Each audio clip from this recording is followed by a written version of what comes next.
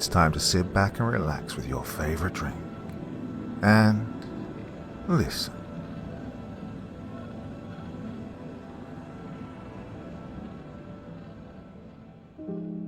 A couple of absolute stone-cold classics for you this evening. Now, don't believe me, let me just tempt you with this little introduction. Well, he'd spent years chasing the silence, the kind you only find where the map runs out and the world forgets your name. As a photographer, that's where the best shots are, apparently. Untouched landscapes, impossible light, things no one else has seen. Now his latest assignment was supposed to be the same. Remote, isolated and perfect. But there was something wrong with this place. I'm a photographer specializing in remote wilderness expeditions. I think this is my last job. I don't like people much. Never have. My whole life I've gravitated to being alone, outside in nature. Told my kindergarten teacher I wanted to be an animal tracker. Kind of pictured it as a Steve Irwin thing, back before Steve Irwin was a thing. Anyway, I'm getting off track. I get paid to do it now. All sorts of property owners want to know what types of animals exist out in the middle of nowhere, usually because they want to build something and want to make sure they're not going to get in trouble for killing a bunch of endangered animals. I'll get dropped somewhere with all my supplies that I can carry. Trail cameras, sometimes even a small drone. If I'm lucky, I can get paid for a job and also get some photos that I can sell to a nature magazine. It's a pretty good gig, honestly, and it suits me well. Well, this one was weird from the jump, way outside my normal area, and they demanded absolute secrecy. I had to carry a sat phone that they provided that was designed to only connect with them and no other communications gear. I put that thing through the ringer before I agreed to it, but it was a solid piece of gear. Also had to give them a chance to review all pictures before deciding which ones I could keep. Something about evidence of mineral deposits. Whatever, the pay was 5 times what I normally got. They were very clear I couldn't even tell anyone who'd hired me, which I guess doesn't matter now. Aspectu Corp. Who knows if that was real? I couldn't find anything when I googled them. But when you get paid 50% up front, in cash, being able to Google a company doesn't matter as much. I worked out my planned route with a lot of input from my clients. I get flown via a helicopter to a clearing. I worked my way up a game trail nearby around a lake, leaving some trail cameras, and then I'd work my way north along a river until I reached another clearing where they'd drop some additional food for me and take copies of my photos so far. Finally, I'd work my way back south to the original clearing, checking the trail cams on the way, and they picked me up there. 3 weeks with a big check for the rest of the payment at the end. Well, they were big on planning for emergencies too. Said if anything happened, I should get to the closest of the 2 clearings and call for help. Whatever happens, though, I wasn't to cross a stream to the south of a clearing that I'd be dropped in. The stream, for whatever reason, was a boundary I was not to pass under any circumstances. Whatever, not a huge deal. This company was paying enough to set some weird rules. Travel was a breeze. I got picked up right on schedule. Black car to a private jet to a helicopter pad on the edge of the world. Nothing below me but green as far as the eye could see, carved through with rivers and lakes. Nothing man-made, not a single road I could see anywhere. The pilot looked like an ex-military guy, with a lean build, short haircut, and a company polo. He had a little rocker on the sleeve that said, Nec Divinos. I asked him what it meant, and he brushed me off. Fine, I don't like small talk either. Getting dropped off here was a sensation I'll never forget. I'm used to being alone in the middle of the woods, but this place unsettled me. I felt like I was being watched from the second my feet hit the ground, unseen eyes dotting the dark forest surrounding me. I choked down the unease creeping up my throat and got to work. I'm a professional, and the feeling faded quickly enough. I was alone in the world, the most comfortable place for me to be. No sound but the birds in the trees and the leaves crunching under my feet. Started my first hike, up around the lake, and dropped off 3 trail cams. Worked my way up and around. The place buzzed with life. I got a ton of photos. Slept each night in my tent. Felt great. It was the second night when I realized something was off. I woke up to a start, realizing my fire had gone out. It took me a second to realize what had really woken me, the sense that I wasn't alone. I've honed this over time. It's always good to recognize the feeling when a predator had entered your space to figure out if you were lunch or not. Some lizard brain stuff that evolution gave us and modern life tries every day to dull. I took out my flashlight and peeked out of the tent. I could vaguely see a shape about 20 feet from my tent in the moonlight. I opened the tent and flicked the flashlight on, and immediately dropped it from the shock. The flashlight rolled off my foot, and I lunged for it, grabbing it and aiming it back at the woods that were now empty. In that moment, though, where the light hit it, I knew what I'd seen. A man, dressed all in black robes. I paced around my tent, scanning the woods, but he was nowhere to be seen. How had someone gotten out here? In the middle of nowhere, no electricity, no roads. Hell, I'd been flown in via helicopter. Who the hell could sneak up on me and then vanish like this? I didn't see any further sign of my nightmare visitor as I circled back for the trail cams and started up the river. I downloaded the photos I'd gotten with them and flipped through them one night, quickly so I could keep my battery from running down. A lot of deer, some elk, the back end of what might have been a wolf. I paused on one, though, and the picture was blurry, but almost looked like a man. At least the top did. The bottom half looked like an elk. I tried to sharpen the picture, but it didn't work. Decided not to use that camera again, in case it was malfunctioning. Still, the picture had unsettled me in a way I couldn't quite put a finger on. I picked my way up the river, feeling more uncomfortable the further north I got. The abundant wildlife had faded to nothing. I didn't even see birds here.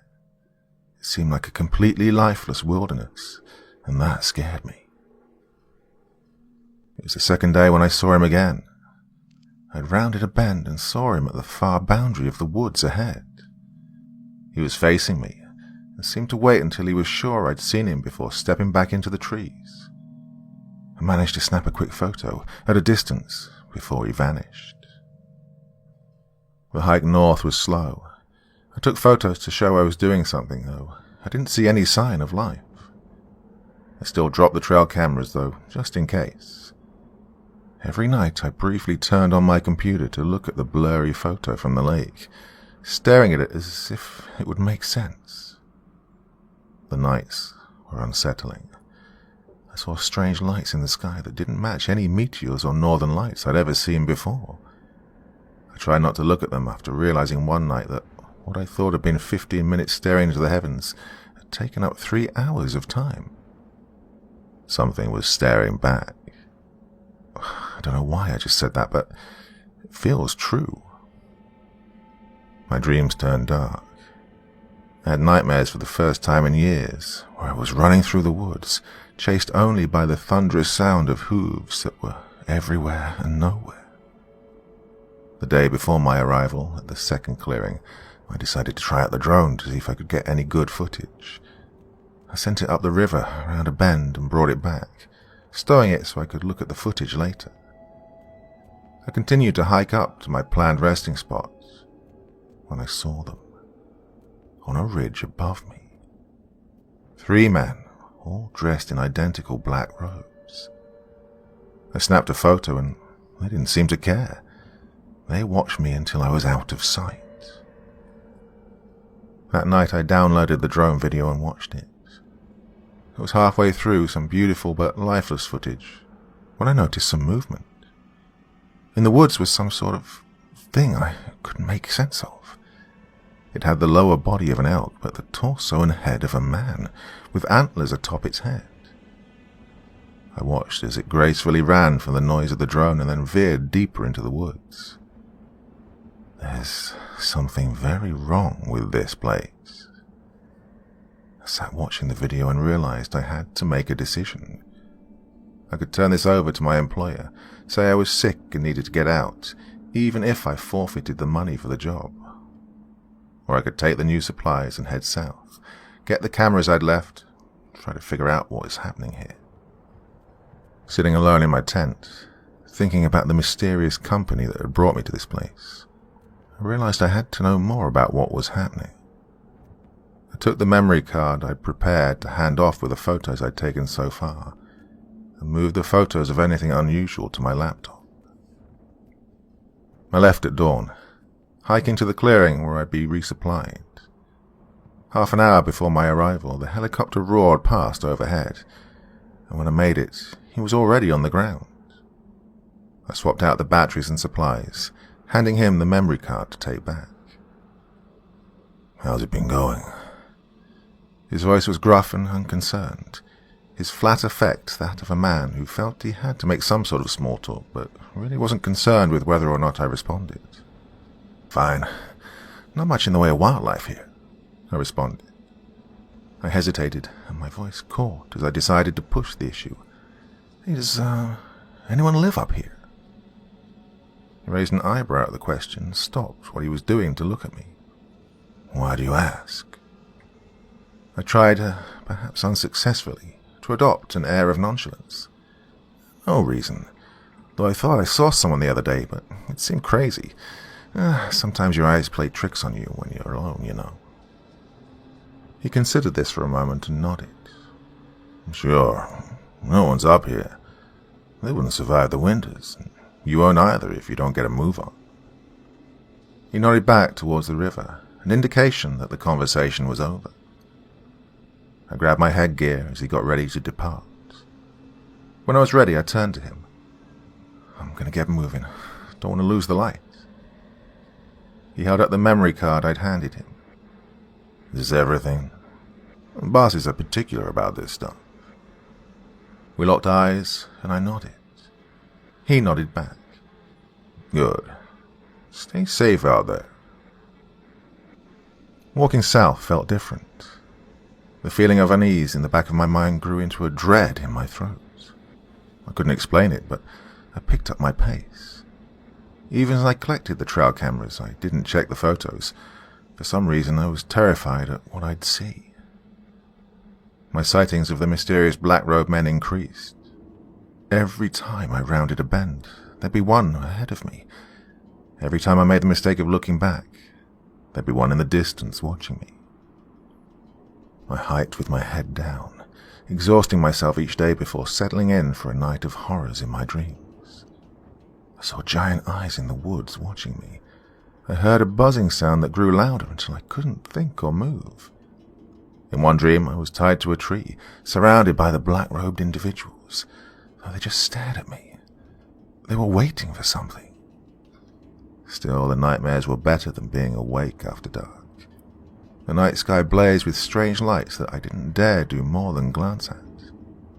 It felt as if I'd tumbled off the earth into some alien world, so similar to our own, but one where every twig and leaf had been soaked in danger. The night before I was set to leave, I finally looked through the trail cameras. I organized the photos by camera and then started clicking through. The progress was easier than I imagined. There really was no life to photograph along the river. What I did see were the strange creatures I glimpsed from the drone footage. There was a pack, a herd of them, and as I stared at the dates, I realized they'd grown closer to me as I moved north on the river. They triggered the first camera 3 days after it was set up, but by the time they passed the last camera, they were arriving just hours after me. I paused, listening to the sounds of the night surrounding me, straining for a noise that would indicate I wasn't alone, but hearing nothing. The nights had grown colder, and the days started to follow suit. I could see my breath as I arrived at the clearing where this journey had begun. I sat down and picked up my lunch while waiting for the helicopter to arrive. But it didn't. As night started to fall, I started to second-guess myself. Had I made better time on the return trip? Was I a day ahead of schedule? I checked the date on my computer screen and camera, and I misunderstood. I made my camp and decided to wait until the morning. By noon the next day, there was still no sign of the helicopter, and I powered on the satellite phone they'd provided. The helicopter pilot answered on the first ring, and I felt a relief so strong I couldn't help break the ice with a joke. Have you ever had one of those days where you're forgetting to do something but can't figure out what? I laughed as I said it. His pause was agonizing, and in that moment my world crumbled. I'm not coming back out, man. I'm sorry. My mind raced and the words tumbled out in a nervous stream. Stop messing around. When will you be here? His voice sounded forlorn. I'm not. They know you didn't give them all the photos. The file names are numbered, dumbass. I swore under my breath. They won't let me come back out, but I wanted to be the one to tell you. Anyway, good luck. Oh, and if I were you, I'd off myself before those things got me. He terminated the call and my world fell silent. All I could hear was my heartbeat pounding in my ears. I looked back and forth and realized what I had to do. They needed to come get me, and I could make them. I broke camp and headed in the one direction they told me not to go, due south. Across the stream that marked the boundary of where I was told in no uncertain terms not to cross. I paused on the far side of the stream, as if I expected a team of armed guards to materialize. Nothing happened, and I continued south. I picked my way south for 2 days, trying to ration my food while looking for some sort of clue as to what I should do next. On the second day, I heard the buzzing noise from my nightmares, and it only got stronger the further south I went. The world seemed to vibrate around me, and I began hallucinating as the volume increased. I saw dead friends and family standing in the trees. Once I saw myself, smiling and pointing into the distance. At first I thought the building was a hallucination too. I stepped into a clearing in the middle of nowhere and a squat, concrete structure stood before me. I couldn't imagine how it was constructed. There were no roads to speak of, and it would have taken years to fly out all the materials needed by helicopter, not to mention the equipment and workers. I stepped into the clearing and walked towards the building. The leaves under my feet gave way to something hard, and I looked down and I realized I was walking on blackened animal bones. As I got closer to the building, the bones gave way to blackened shells that shattered under my feet. A large metal door stood on the front of the building, with words in a language I didn't recognize. I reached for the door and opened it, marveling at the lights inside and the warmth from the heat. I stepped in and closed the door, surprised again at how the buzzing vibration ceased the second the door closed and locked behind me. The building was 4 rooms, a bunk room with 6 beds, a bathroom, a small kitchen, and a large office room with computers and TV screens. The computers were all running some sort of program I couldn't stop, but I took a hot shower for the first time in weeks and washed my clothes in the sink before hanging them to dry. I laid in a warm bed for the first time in almost a month and drifted off into a thankfully dreamless sleep. I awoke and took stock of my situation. There were a few cans of food in the kitchen, and it had running water that tasted fine. I heated up some ravioli over the stove while I considered what to do next. The decision was made for me, though, when I heard the satellite phone ringing from the next room. I picked it up and recognized the voice on the other end of the line as my mysterious client, who I hadn't spoken to since before my departure. I thought I was very clear to you not to venture south of that stream, he began in a measured voice. You disobeyed me. I frowned. Well, it apparently worked, didn't it? I got your attention. You have precisely 30 minutes to pack your items and depart. At that point, I will turn off the electricity to the compound. I would advise you to be on your way before that happens. Disabling the power that protects that place will create a vacuum, and you know that nature abhors them. What should I do then? I spat. You can give up. It will make everything much easier. I don't like loose ends. His voice dripped with ice. 30 minutes, starting now. I don't know why I believed him, but I did. I threw my supplies in my bag and sprinted for the door, moving quickly to put some space between myself and the mysterious building behind me.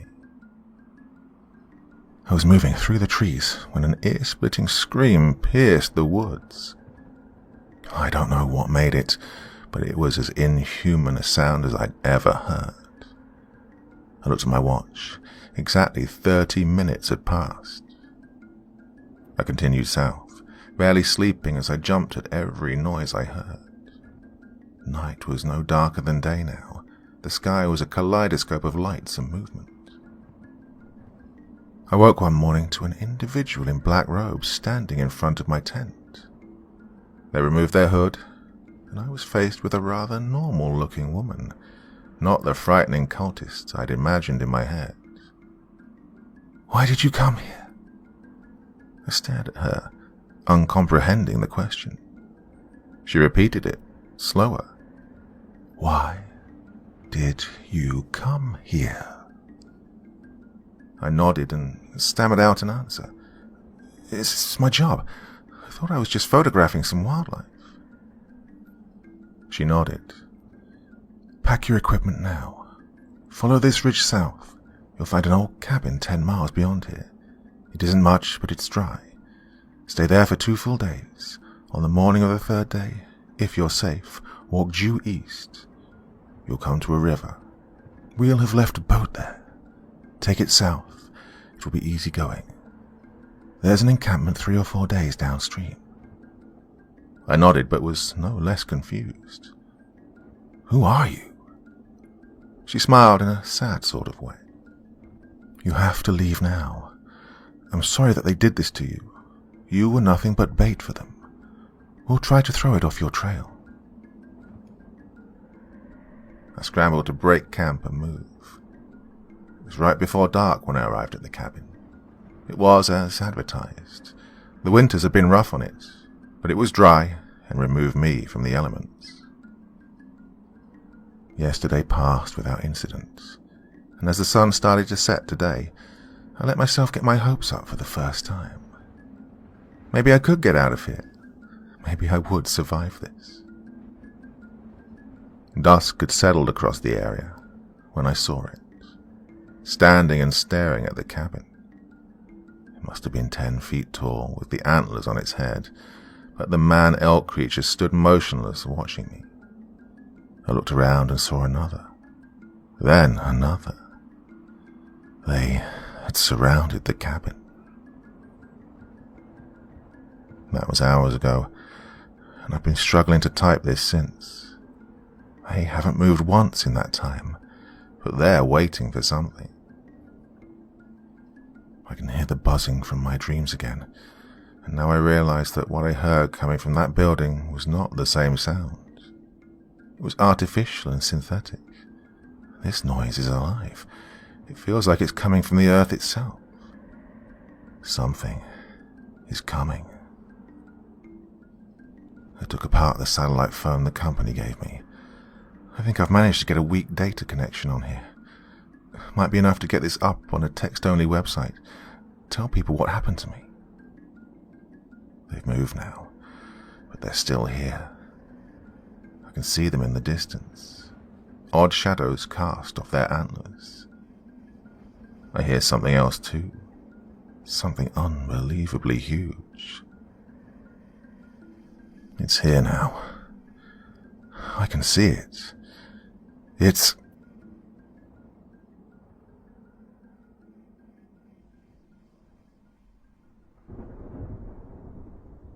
Ever been in love?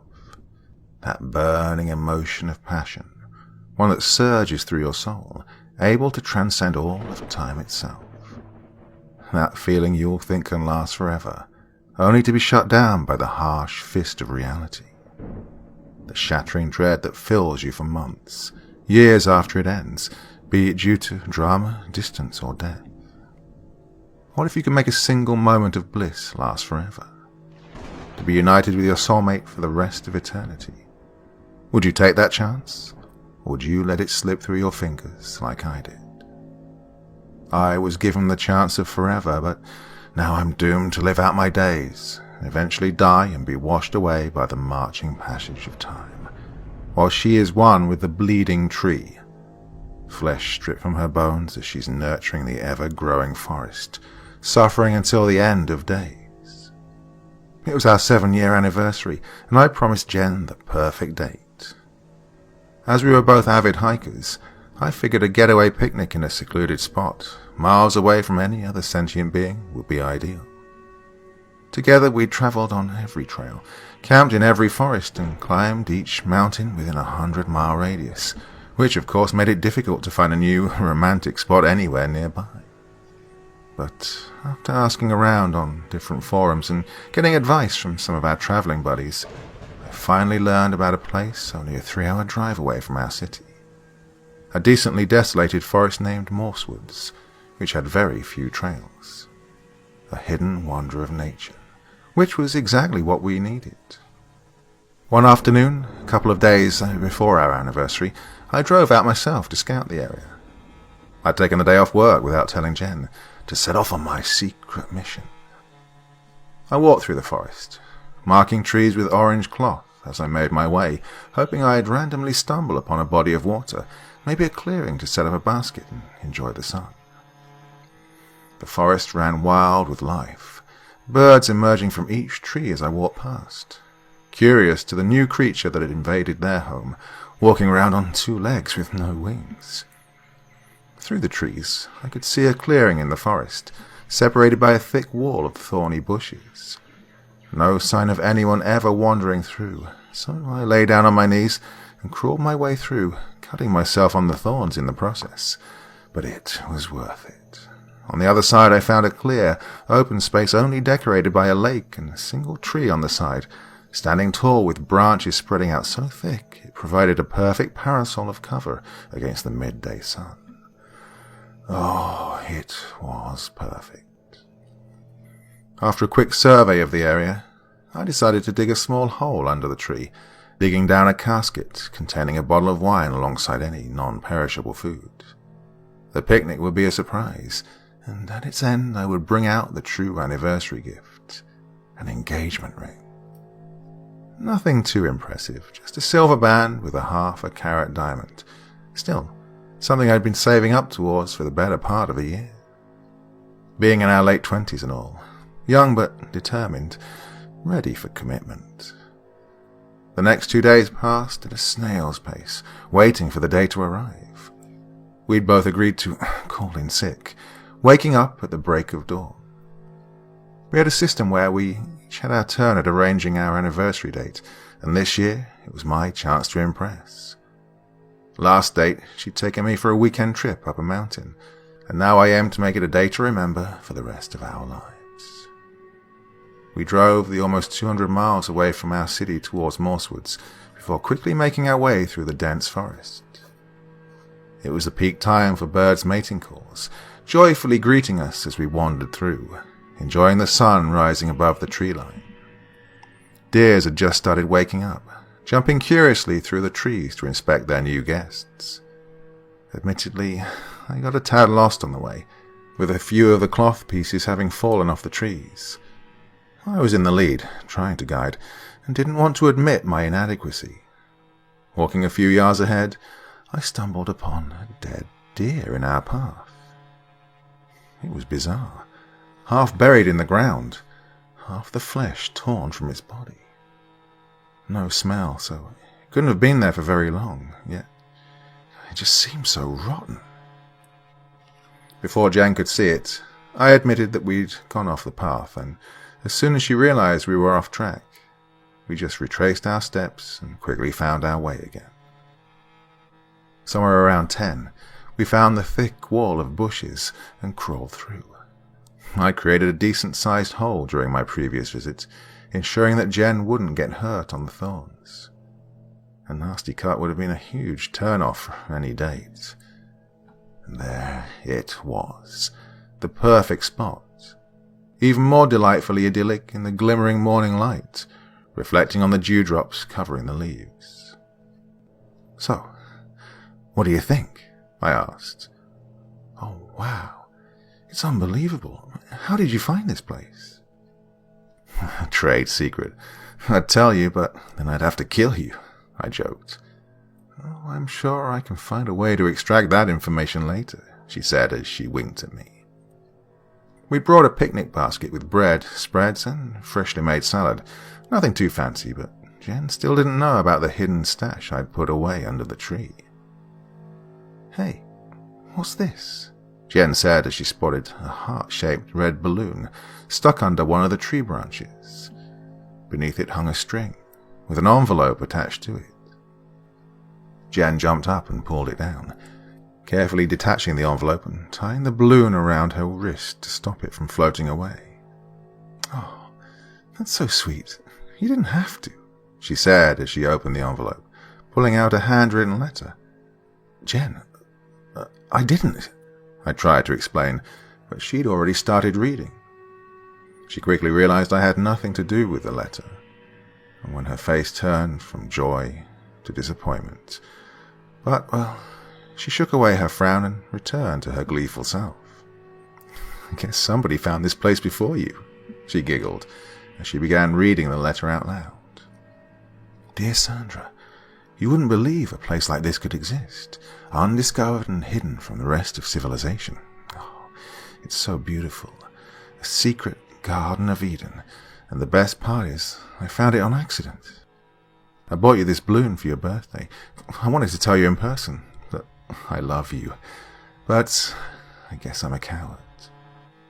I realize we haven't told each other that yet, but I figured it would fit better here, by the crystal clear lake and the wonderful wildlife, especially the ducks. But, well, I can't leave. There'll be excellent food for the bleeding tree. I know how much you like ducks, but when I found this place, the tree was dying, and it wasn't strong enough to consume me, but if I feed it the birds, the rabbits, whatever other wildlife inhabits this area, I can finally merge with it and become one with the forest. I wish I could have taken you here, but I've already planted the seed within me, and if I leave, the seed will die. I'll attach this letter to the balloon and hope it finds you. Maybe you can come here and join me. The bleeding tree needs our flesh to live. Love, Jack." Jen handed me the letter with a confused look on her face. I think I must have misread something. That didn't really make any sense." I took the letter and skimmed over it. The handwriting was fairly unintelligible from the get-go, but it only got worse as it went on, and my dyslexic eyes could hardly decipher it. Jen had always been the one to translate doctor's notes and anything written in cursive. Despite my slow deciphering, it seemed correct. The bleeding tree needs our flesh to live. Oh, that's unsettling. Have you ever heard about the bleeding tree? I asked. Now, our town had quite a few legends, urban tales and various myths, but nothing like this. Jen shook her head, still looking confused and mildly worried. "It's probably a prank, right?" she asked. Yeah, it has to be. What else?" I said, before pointing to the balloon.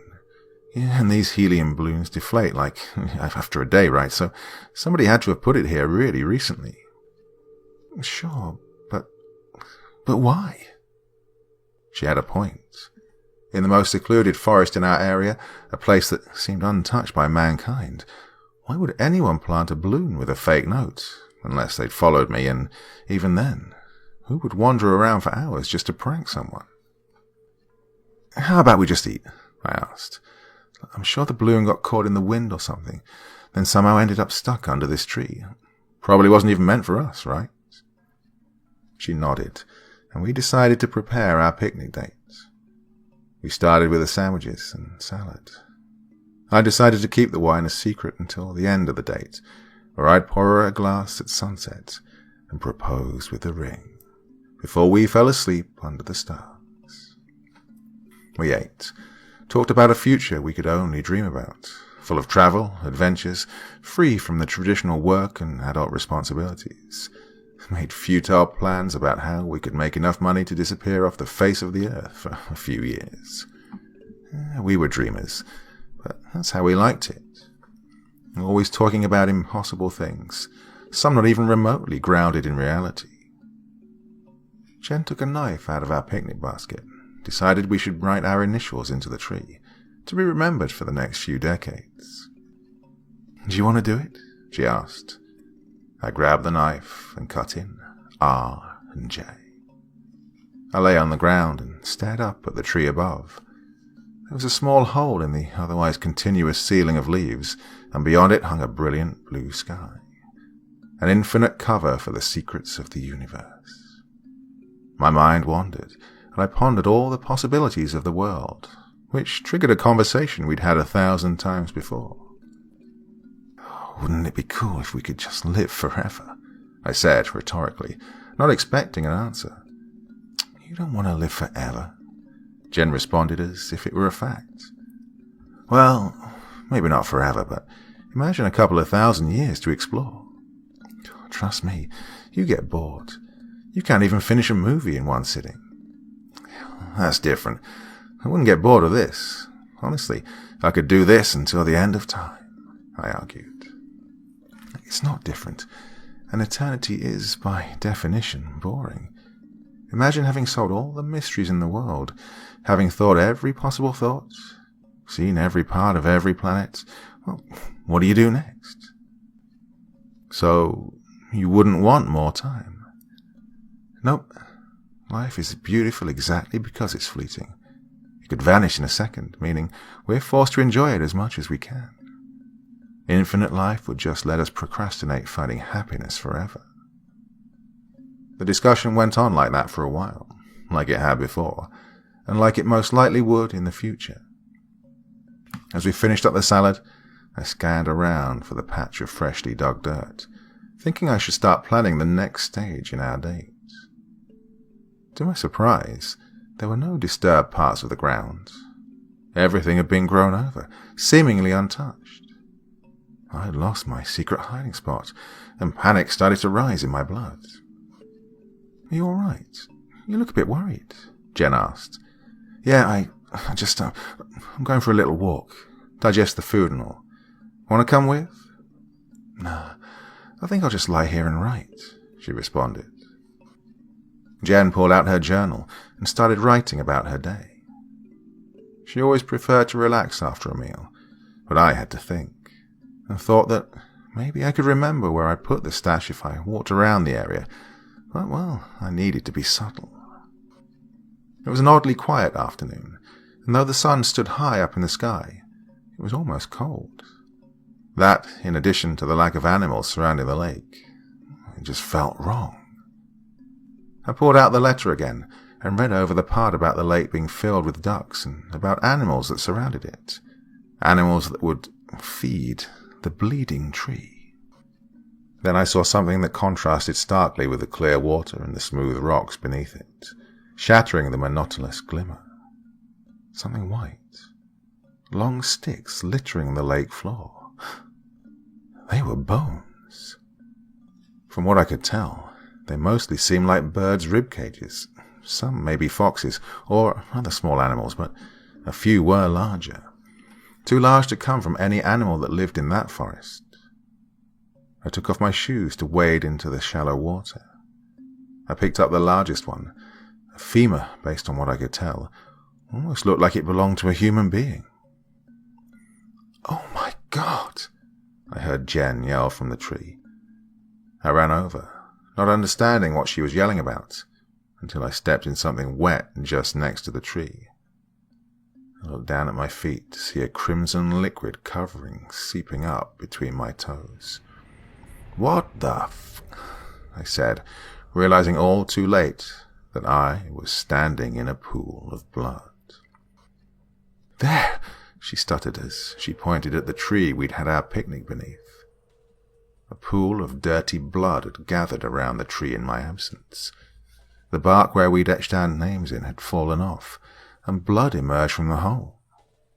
It was bleeding profusely, bright red liquid flowing out from the tree and mixing with the mud below. "What the hell is the tree?" I trailed off. "It can't be blood.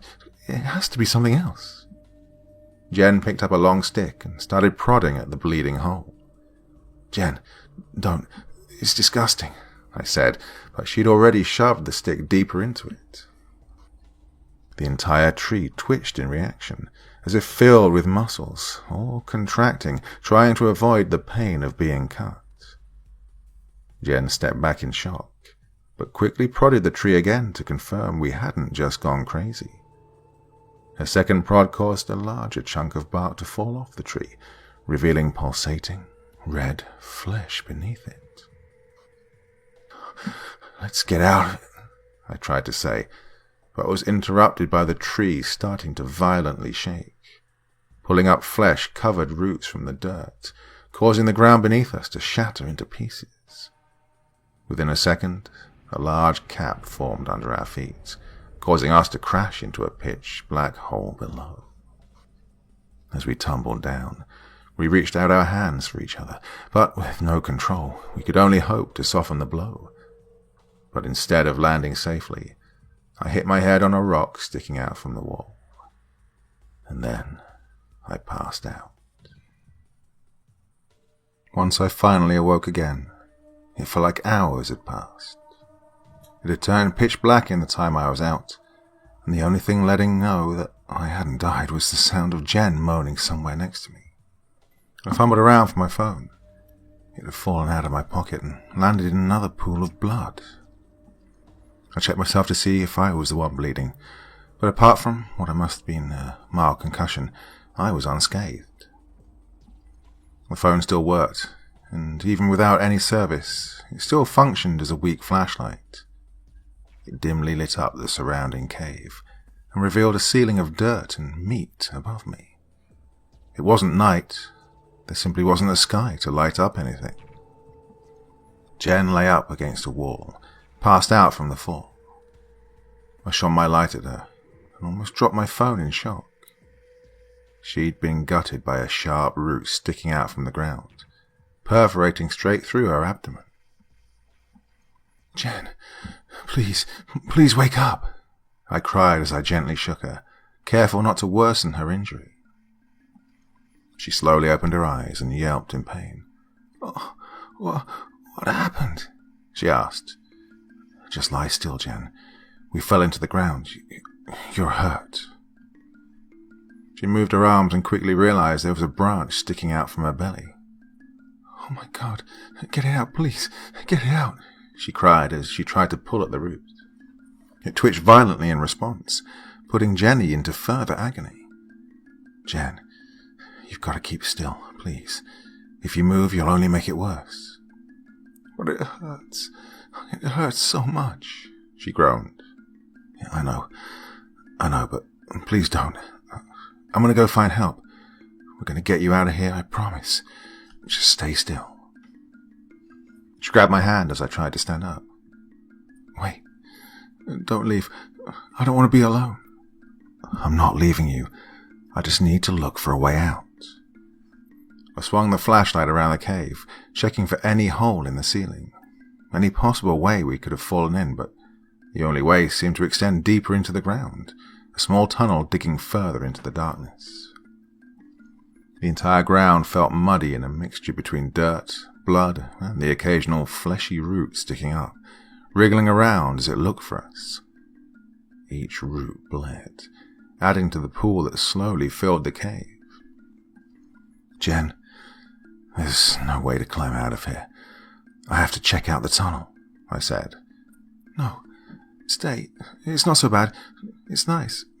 Stay together, she mumbled, drifting in and out of consciousness, delirious from blood loss. I'm sorry, Jen. I have to find help, I said, kissing her on the forehead one last time. I lay down and started to slowly wriggle my way through the dark tunnel. For each inch I moved, I felt another root reach out, trying to grab me. Something white stuck out from the wall ahead, a fractured bone, sharp enough to cut through my flesh as I moved past it. I yelped quietly in pain, feeling warm blood trickling down my arm. As I bled, the roots seemed to extend towards me, desperately trying to grab a hold of my newly formed wound, digging themselves inside. The pain was unbearable, but I pulled them out before they got the chance to fester. The cave opened up into a larger cavern, my weak flashlight doing little to illuminate it. I stood up slowly, almost tripping over while entering, as my foot got caught on something stuck to the ground. It was an arm, half buried in the ground, half digested by its surroundings, only a few pieces of fat and muscle still attached. There were hundreds of mangled bodies scattered around the cavern, alongside various personal effects: phones, glasses, shoes, clothes, backpacks. A flashlight lay next to one of the less digested bodies, beside a wallet and something more familiar, a bottle of wine and a ring box. It was the casket I'd buried in preparation for the date. It had fallen down and shattered on a rock, spilling its contents. I pocketed the ring and picked up the flashlight. The wallet lay open on the ground, and I caught a glimpse of the name on the driver's license. It belonged to Jack Geller. Perhaps it's even the one who wrote the letter we'd found earlier. There was another piece of paper inside the wallet, covered in the same illegible handwriting as before. Dear Sandra, I know this letter won't reach you because I'm already joined with the bleeding tree, slowly becoming one with the eternal forest above us. I wish you were here with me to comfort me through the pain. God, I hope it ends soon. But if not, well, each root in this place is made from another person. Travellers that got lost in the woods, that have become integrated with the hive mind, and very soon I'll be one of them too. I can already hear their thoughts. Only whispers, but they're getting louder. Soon I'll know what they're saying, even now as I write. Oh, God, no. This isn't what I wanted. Please, no. Don't. I'm sorry. His letter ended abruptly with scribbles that made no sense. I checked around. Among his other possessions, I found a knife and a small shovel. It then dawned on me that he hadn't fallen into a trap like we had, but instead he'd actively dug his way down, looking for a route to join him with the tree. If he could get in, then maybe we could get out. I grabbed his belongings and started crawling back, once more cutting myself on the bone, unable to avoid it. I didn't care about the wounds. I was determined to get Jen out of there, to bring her back to safety, even if it killed me. Jen had awoken by the time I returned, but the root had grown in size, wrapping around, splitting up into smaller tendrils that actively dug into her chest, even bulging out through her skin. I bent down, ready to cut away the fleshy roots, but she grabbed my hand before I could start. She stared into my eyes, pleading for me to stop what I was about to do. Jen, come on, look, I know it'll hurt, but I have to cut you loose, I said, tears welling up in my eyes. She just looked back at me, and I could see the pain she was suffering from. I pulled out the little box I'd hidden in my pocket and opened it, revealing the ring. I was going to, but I sobbed, unable to bring out the words I'd practiced for so long before our anniversary. I just hoped she'd understand and be distracted enough so I could cut the roots. And then she finally spoke. It's nice here. What? Stay with me. "Let's just stay here," she said, her voice tired and completely rid of any emotion. Tears ran down my face, but she no longer cared. She wouldn't let me free her. "You'll die if you stay here, Jen. Please," I begged. "No, nothing dies here. Nothing is allowed to." She smiled, revealing tiny roots extending from her mouth. The tree had completely filled her. Even if I tried to cut her free, she'd still be riddled with the things. No, I'm getting you the fuck out of here," I yelled. I held her arms down and lifted my knife against one of the roots. It was surprisingly sharp considering how old it looked. It easily cut through one of the smaller roots, penetrating Jen's chest.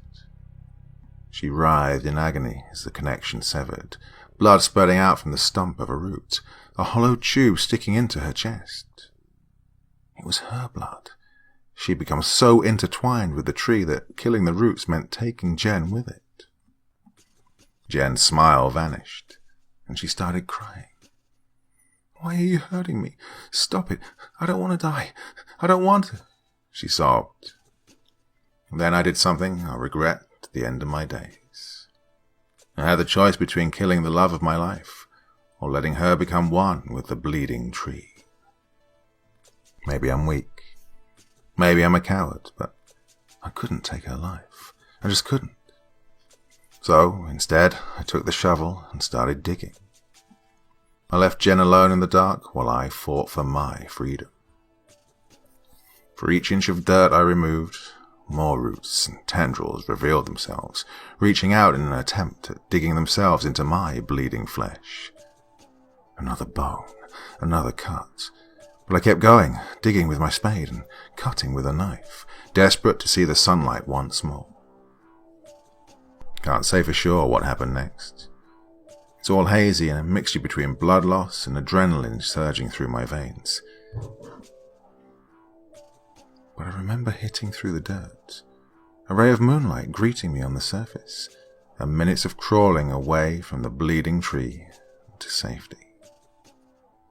Despite my severe injuries, I made it to my feet, continuously bleeding as I limped my way towards the car. I dropped my phone somewhere while digging, and only had the moon to guide my way back through the dark, silent forest, everything seeming grey in the lack of light. And then, at some point along my escape, I just collapsed. That was 2 months ago. Since then, I've been in the hospital, in and out of a coma. The doctors tell me I suffered septic shock. Apparently a reoccurring infection kept me at bay until last week, when I finally awoke. They called it a miracle, but it doesn't feel like one. I left the cave to find help, to stop the tree from consuming Jen, but by now her flesh has been torn from her bones, and I can only imagine she's one with it, to suffer for all eternity. I couldn't save her from an eternity of pain, and it's all my fault. This is my goodbye. No one should suffer the same fate Jen did, and yet I'm going back. I should have killed her before she got consumed by the roots, but now I can do nothing more than to join her. I'm going back. But at least she won't have to suffer alone.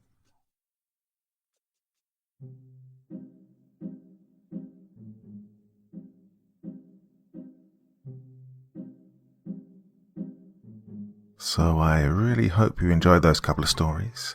Pretty damn scary if you ask me. And that's a point I wanted to address. A few of you have been saying recently, the stories are good, you're doing a lot of different kinds of things, but not quite as scary as they used to be. And you know what, I have to agree.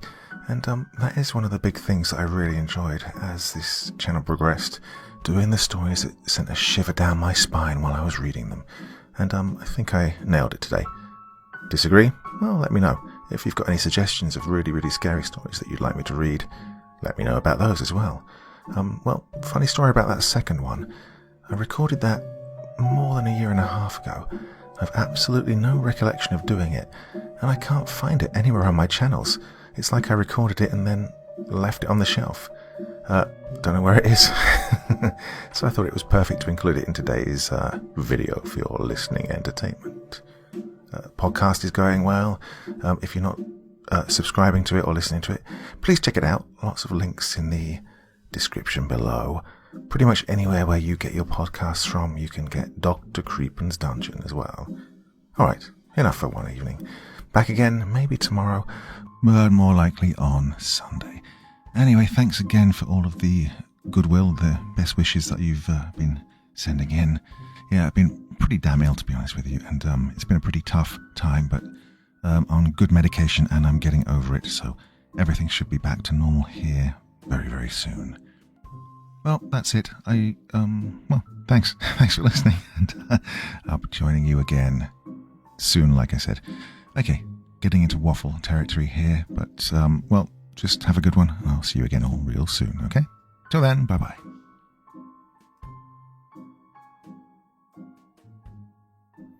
Thank you so much for taking the time to listen to this story today. Really means a lot to me and to the author of the story, of course. Well, if you want to know more about me, I'm pretty much everywhere on social media. You can find me on Facebook, Twitter, Instagram. You can download my music on SoundCloud.